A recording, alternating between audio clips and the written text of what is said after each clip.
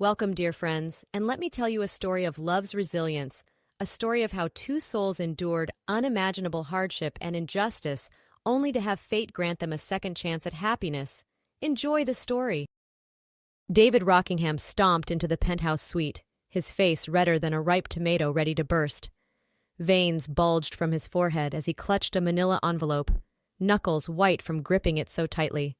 "Sarah, get your lying, cheating self in here right now," he bellowed, spittle flying from his mouth. Sarah tentatively entered the room, back rigid with fear. She knew that tone all too well. David was in one of his rages again, and when David raged, someone always got hurt. "What's wrong, dear?" she asked meekly, hands unconsciously smoothing her silk robe. David's eyes narrowed to slits as he ripped open the envelope, tossing it aside. He thrust the photos directly in Sarah's face, nearly smacking her with them. "Care to explain just what the hell this is?" he snarled. Sarah's breath caught in her throat as she glimpsed the glossy images. They depicted her warmly embracing a tall, handsome man outside the hospital where she volunteered. He was presenting her with a modest bouquet of daisies, her favorite flower. Sarah's face was alight with genuine happiness, an expression David had never once brought to her features. "Well?" David's harsh tone snapped her from her reverie. "Who is he? What's his profession? Start talking." Sarah opened and closed her mouth at a complete loss for words. She knew she should confess the truth. That kind, caring Bill worked as an ambulance driver, and she had developed feelings for him. But the thought of David's inevitable volcanic reaction terrified her to her core. David grabbed a fistful of her robe, yanking her forward until their faces were mere inches apart. "I'm waiting," he hissed. Tears welled in Sarah's eyes as memories flooded back. 12 years earlier. Sarah sobbed uncontrollably, her body racked with grief. The horrific image of her beloved father's mangled body refused to leave her mind. One minute he was waving goodbye, headed off to another business meeting. The next, an oncoming semi had barreled through a red light, smashing into his sedan with incredible force. The medical bills were astronomical, hundreds of thousands of dollars that Sarah, a struggling artist, could never hope to pay, even if she worked 3 lifetimes. She was well and truly destitute, with no way to even give her father a proper burial. That's when David had slithered into her life like a serpent, smelling her vulnerability. She'd always found the wealthy businessman's lingering stares and overtly sexual comments wildly inappropriate. But he kept insinuating that he could make all her financial issues disappear, for a price. Sarah had been appalled at first by his indecent proposal. He would pay every penny she owed, allowing her to bury her father with dignity. In return, she would become his wife and permanent bedmate. A shudder of revulsion had ripped through her at the prospect. But David had played a merciless game, whispering dark suggestions that perhaps her father's accident hadn't been an accident at all. He'd made it clear that denying him could have deadly consequences for her and anyone she cared about. With no other options available, Sarah had resigned herself to her fate, shedding countless tears as she committed to being David's purchased plaything. Present day. Sarah swallowed hard, David's beefy hand still clutching her robe like a vice. She had no choice. She had to tell him everything. Maybe some part of him, deeply buried, still had a shred of humanity. His name is Bill," she stammered, unable to meet David's piercing glare. "He's an ambulance driver I met at the hospital." A cruel smile twisted David's lips. "Is that so? An ambulance driver? How precious!" His tone dripped with condescension. "And just what did you think the two of you lovebirds could possibly have together?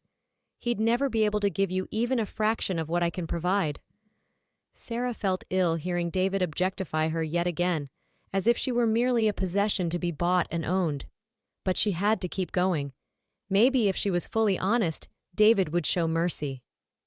I've developed feelings for him," Sarah confessed, bracing herself. "Romantic feelings. But we've never been physical, I swear it." She trembled as David's face contorted with rage. Grabbing a fistful of her hair, he wrenched her head back violently. "You stupid slut!" he roared, spraying spittle across her face. "After everything I've done for you? I plucked you out of the gutter and this is how you repay me?" Sarah cried out in pain, hot tears streaming down her cheeks. "David, please, I'm so sorry. It'll never happen again, I promise." Releasing her with a contemptuous shove, David turned on his heel and stormed out, bellowing over his shoulder. "You're damn right it won't. I'll see to that." Crumpling to the floor, Sarah was gripped with icy dread. What terrible vengeance did David have planned for poor innocent Bill? 3 days later. Sarah paced anxiously in the cold, sterile waiting room of City Hospital. Her friend Emily, a nurse, had urgently summoned her here with horrifying news. "Oh, Sarah, it's just awful," Emily gushed breathlessly as Sarah rushed up. "That sweet ambulance driver you've had your eye on. Bill? Well, he was just arrested for drug trafficking." Sarah's knees nearly buckled at the words. Drug trafficking? Bill? It was utterly nonsensical. She had to get to the bottom of this. What are the charges exactly?" she asked, struggling to keep her voice even. Emily's eyes widened with undisguised glee. "They say he had an entire ambulance packed with illegal narcotics. Can you believe it? And coming from him of all people." She shook her head in feigned disbelief. Sarah felt her stomach roiling. This reeked of one of David's vengeful schemes. He was setting Bill up, probably planting evidence to take away the man she loved. The thought was too much. Sarah's vision swam and darkened as she crumpled to the floor in a dead faint. 20 years later. Sarah violently scrubbed the dingy tiles of the hospital bathroom, trying in vain to expunge the grout of deep-set grime. Her hair was lank and graying, her face prematurely aged beyond her years by hardship. Once a brilliant academic on the cusp of a master's degree, Sarah was now a downtrodden janitor at City Hospital, the very place her life had taken such a disastrous turn 2 decades prior.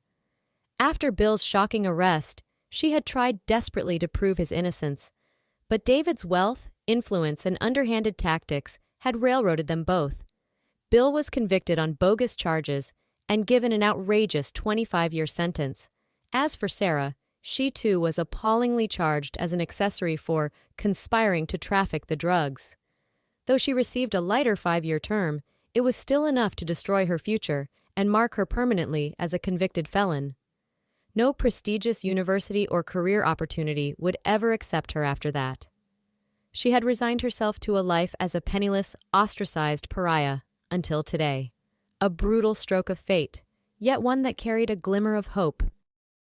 Sarah startled as the bathroom door burst open, a team of paramedics rushing in with a battered, bloodied body on a stretcher. A homeless man, by the look of his tattered clothing and unkempt beard. "Hit by a car downtown," one of the medics shouted tersely. "No ID, no pulse, we're calling it." As they transferred the corpse to the tile, Sarah felt an electric jolt she hadn't experienced in 2 decades. Despite the mangled features and grizzled hair, she recognized the man instantly. It was Bill. She shoved her way past the medics, earning her irritated scowls. "Let me try something, please!" Not waiting for permission, Sarah tilted Bill's head back, ignoring his lolling jaw and glassy, vacant eyes. Pinching his nose closed, she sealed her lips over his cold, bluish ones. She blew a mighty breath into his lungs, then another and another, recalling her CPR training from years before. "Come on, Bill," she urged desperately between breaths. "Don't you dare leave me again." The medics watched, dumbfounded, as this haggard janitor fought so fervently to revive the John Doe who had been as good as dead minutes ago.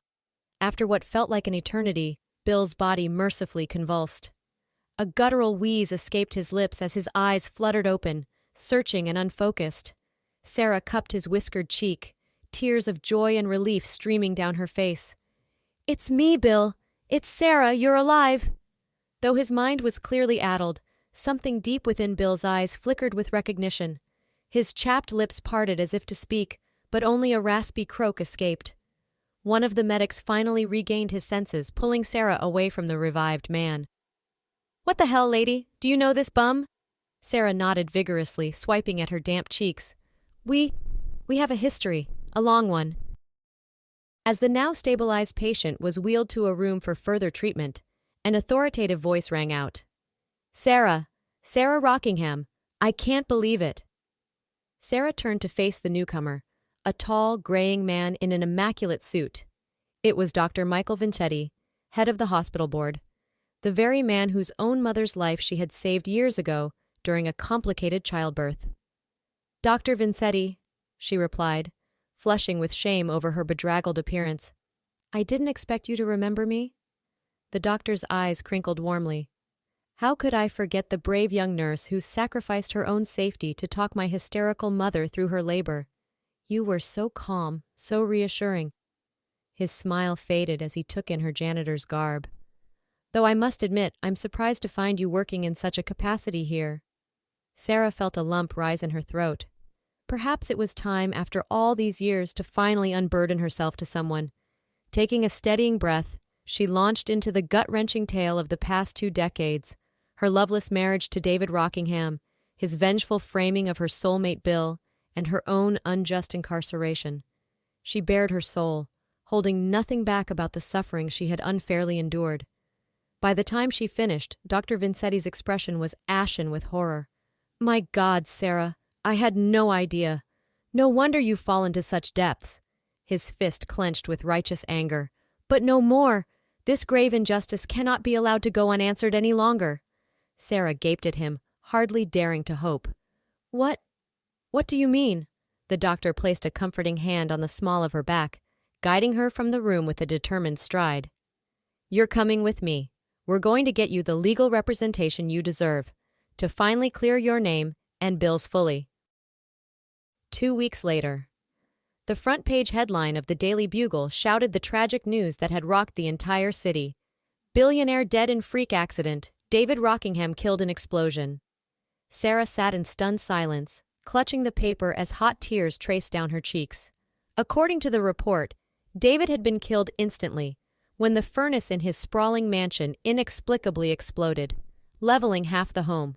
For 2 decades, she had endured his cruel torment and oppression as his purchased bride. Now, by some cosmic twist of fate, he was gone from this earth in the most random and unexpected of ways. But the bombshell report contained even more staggering news. Since David had died without legal heirs or a written will, his vast fortune and business empire were to be awarded to Sarah as his surviving spouse, a form of cosmic restitution for the decades of abuse and false imprisonment she had endured at his hands. Sarah's head spun as she tried to wrap her mind around the staggering figure. Over $2 billion in assets, all now belonging to her. All because of one chance encounter at the hospital that fateful day when she had resuscitated the homeless man who turned out to be Bill. A warm hand squeezed her shoulder. Sarah looked up into the kind eyes of Dr. Vincetti and his mother, the renowned attorney Mrs. Elaine Jarvis. Thanks to their tireless efforts, Sarah and Bill had been fully exonerated and pardoned, their records wiped clean. "This is all for you two," Elaine said gently. "You've both suffered more than enough injustice for 10 lifetimes. Now you can start fresh." At that moment, the hospital room door opened and a nurse escorted Bill inside, looking healthier and more vibrant than he had in decades. His face broke into a tearful smile at the sight of Sarah. "My darlin'," he rasped in his thick Texas drawl, crossing the room to pull her into a tender embrace. "I can't believe it's really you after all this time." Sarah melted into his arms, breathing in his comforting scent as memories flooded back. That first spark at the hospital, their dreams of a life together, and then the cruel way it had been snatched away. But now, by this miraculous twist of fate, they were free. "It's really me, Bill," she murmured, cupping his weathered cheek, "and I'm never letting you go again." 6 months later, the sprawling Rockingham estate gleamed with fresh paint and landscaping, having been lavishly renovated and restored to its former grandeur. Sarah and Bill strolled hand in hand through the lush gardens, reveling in the life of luxury that was now theirs. Gone were the days of back-breaking labor and sleeping in squalid shelters. Now they wanted for nothing, surrounded by every opulent indulgence, all paid for by the ill-gotten riches of the man who had made their lives a living hell for so long. Yet they found their greatest joy not in material possessions, but in each other's company, and the freedom to start anew after so many lost years. As they reached the gazebo, gaily decorated for the impending celebration, Sarah paused to admire the crisp icing on the towering wedding cake. "I still can't believe this is really happening," she said, her voice thick with emotion. "After everything, we're finally going to be husband and wife." Bill squeezed her hand reassuringly. "You deserve this and so much more, darlin'. No more sufferin', no more tears. Just you, me, and all the happiness in the world from here on out." Sarah leaned her head against his broad chest, letting his strong heartbeat soothe her lingering demons. "I love you, Bill, more than you'll ever know." "And I love you, Sarah," he replied, tilting her chin up to meet his adoring gaze. "Forever and always, come what may." Their lips met in a passionate, loving kiss, the first of countless more to come as they began the rest of their lives together at long last. As dusk fell over the estate, the garden filled with well-wishers, Dr. Vincetti and Elaine looked on with paternal pride as Sarah and Bill exchanged vows, the blushing bride resplendent in her gown. When they were pronounced husband and wife, the crowd erupted in raucous cheers and applause. Sarah and Bill beamed, twin tears of joy rolling down their cheeks. Their nightmare was finally over. Now they would take their long-denied chance at true happiness, and nobody would ever stand in their way again.